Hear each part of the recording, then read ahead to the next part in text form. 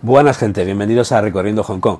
Yo soy el señor Conejo y hoy lo que vamos a hacer es echar la vista atrás, 5 años en el pasado, para analizar y entender lo que ocurrió durante las protestas de Hong Kong de 2019. El marco temporal de las protestas es desde el 15 de marzo aproximadamente de 2019 hasta finales de julio de 2020, es decir, más de un año, que se dice pronto. Pero ¿cuál fue el comienzo de todo esto? ¿Qué encendió esta chispa? Bueno, ocurrió que un muchacho llamado Pu Hiu-wing se fue a Taiwán con su novia. Ambos eran de Hong Kong. Y en Taiwán él la mató a ella. Se deshizo del cuerpo y luego volvió a Hong Kong él solo. Una vez en Hong Kong él confesó el crimen, pero al no tener un tratado de extradición entre Hong Kong y Taiwán, no fue condenado, se pudo ir de rosita sin ningún problema, ya que no había cometido un delito en Hong Kong. Esto hizo que el gobierno propusiera una ley de extradición que incluyera territorios que no tienen hasta el día de hoy extradición con Hong Kong, a saber, Taiwán y China continental.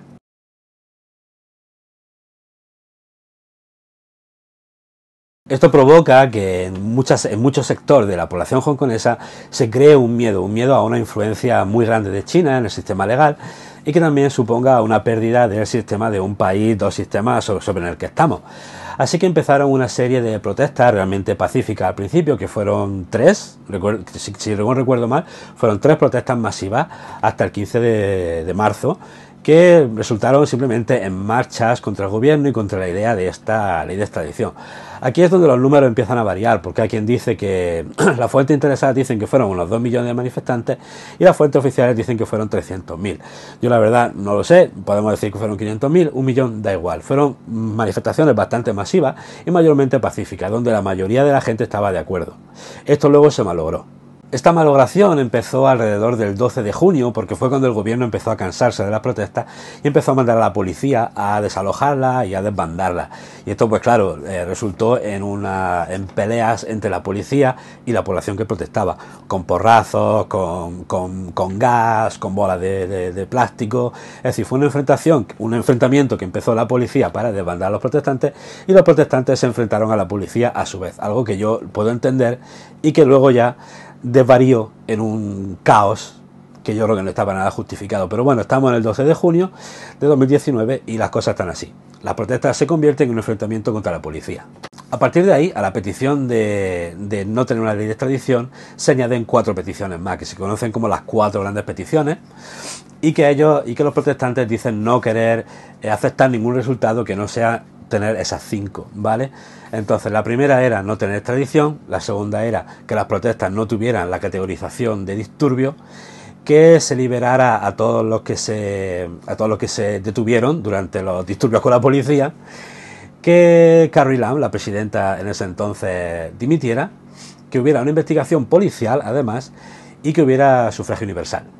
Por su lado, cierto sector de estos protestantes, que luego ganaron mucho más poder y mucha más prominencia, lo que quisieron fue pedir la independencia de Hong Kong o incluso el retorno del gobierno colonial a la isla. Es decir, peticiones totalmente absurdas y totalmente locas, porque las otras, bueno, tenían un sentido dentro de la dinámica que estaba.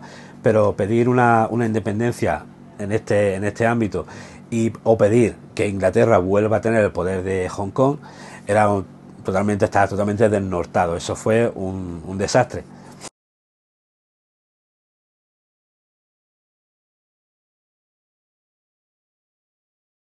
Las protestas continúan a lo largo de junio y se meten en julio. Y entonces cuando todo se va al carajo, la gente empieza a ponerse súper violenta y empieza el caos, totalmente un caos y una situación invivible en la ciudad. Empiezan a palizar a gente que no está de acuerdo con ellos. Empiezan a quemar coches de gente que sospechan que no son de su bando. Empiezan a quemar estaciones de metro, a vandalizar la ciudad entera, a quemar autobuses, a incendiar también edificios oficiales, a atacar y vandalizar tiendas que ellos pensaban que eran de gente que no estaba con ellos o que directamente no compartían sus ideales. En este sentido había dos bandos. Los bandos de los protestantes eran amarillos, que por eso tenían los paraguas amarillos, las mascarillas, y los azules, que eran los pro China, los pro policía. Entonces los amarillos estaban completamente locos destruyendo y atacando a gente que apoyara el sector azul. Hacia mitad de julio lo que hacen los protestantes es meterse en el Consejo Legislativo de la ciudad y tomarlo, paralizar la función política de la ciudad. Eso duró muy poca hora, la verdad. Luego las protestas siguen continuando, siguen destruyendo todo, siguen atacando a la gente, siguen bloqueando carreteras. A mí eso me llegó a afectar, me quitaron 3 días de trabajo por no poder llegar. Pero bueno, lo gordo vino ahora, incluso más gordo todavía, porque a mitad de agosto, ya nos metemos en agosto, los protestantes se metieron en el aeropuerto. Lo ocuparon totalmente, paralizaron las terminales, paralizaron las salidas, las entradas, secuestraron a gente, empezaron también a destruirlo. En fin, hicieron un caos bastante gordo en el aeropuerto y paralizaron la ciudad por mucho tiempo con ese asedio al aeropuerto y con esa ocupación. Eso fue un desastre de gestión y afectaron negativamente a muchísima gente. Eso fue para mí inexcusable.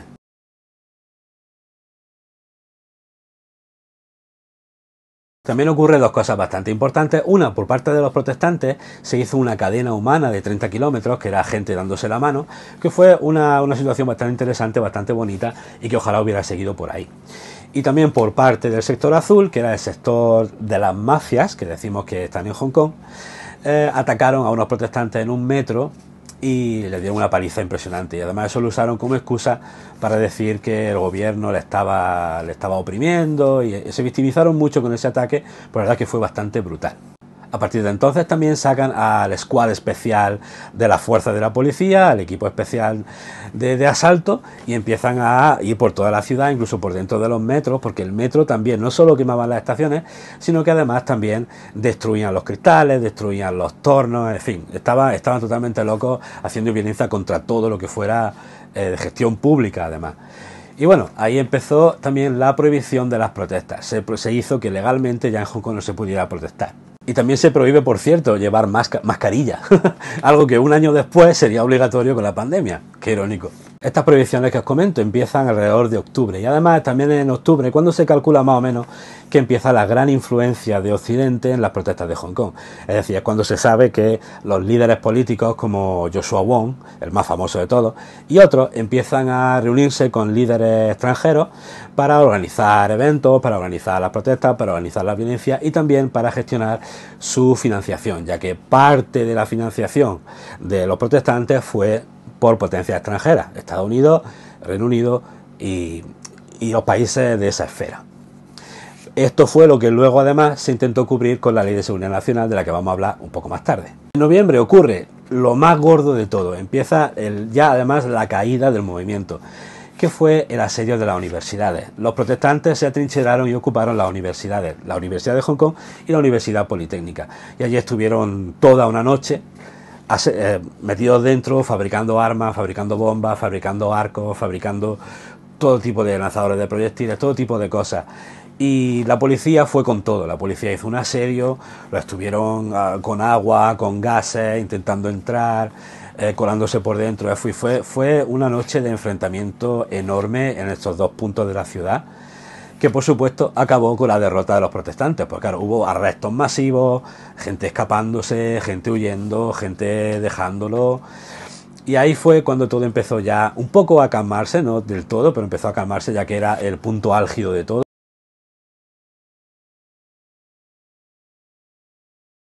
El 24 de noviembre, sorprendentemente, hay incluso elecciones. Y claro, gana el sector prodemocrático. Lo que pasa es que en ese entonces ya se había ocurrido los asedios y habían perdido. Ya había habido montones y montones de detenciones y estaban empezando los juicios. Incluso Estados Unidos había empezado a retirar los fondos para financiar el movimiento. Así que las protestas empiezan a decaer. Y no es que terminen todavía, porque se mantienen durante los meses, pero ya lo gordo ha pasado y ya el movimiento está en caída libre.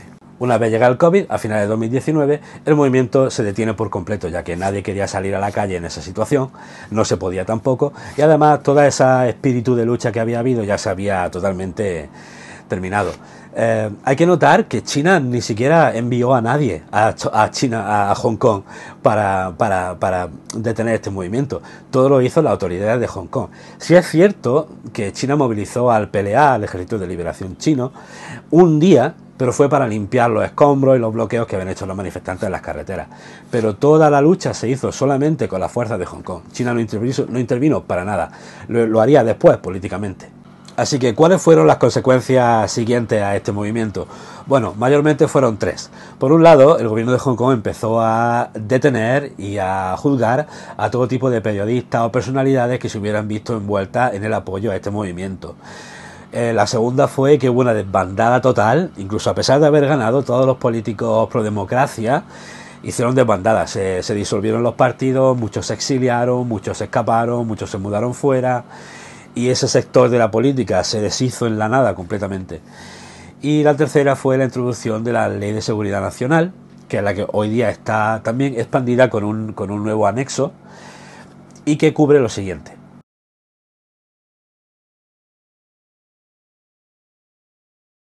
La Ley de Seguridad Nacional lo que hace es introducir nuevos delitos a la ley de Hong Kong, y esto se ve reflejado en la ley básica, es decir, en la constitución de la ciudad. Dejadme que los lea.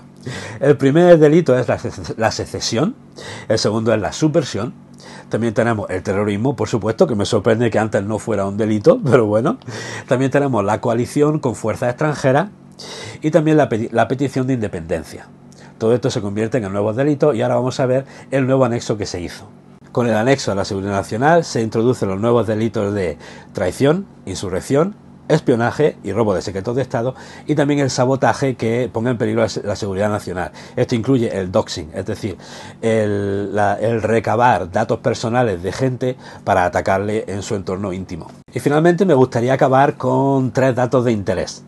El primero es que el movimiento utilizó una nueva bandera de Hong Kong, que tiene un diseño muy interesante, pero muy negativo. A mí me hubiera gustado que hubieran usado un símbolo un poco más de fuerza, más positivo. Quizá hubiera tenido mejor fama en ese sentido, porque aunque está muy chula, la bandera es súper negativa. Os la dejo por aquí.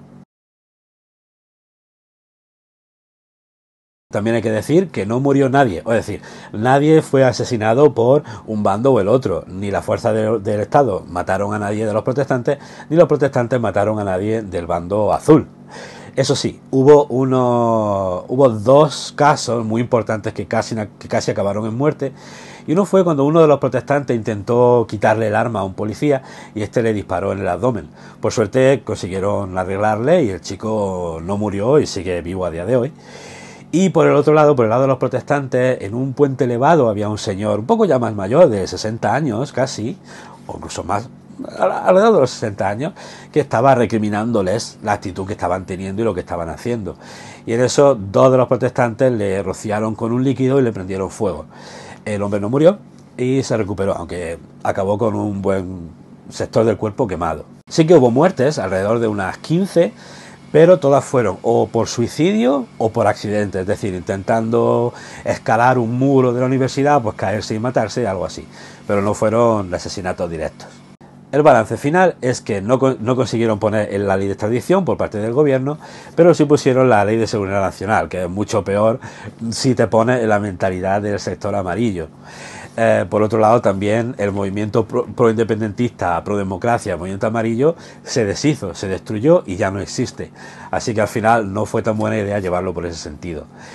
Y acabaron, los números fueron 2.600 heridos, 10.000 detenidos y 3.000 condenados a cárcel a cuenta del día de hoy.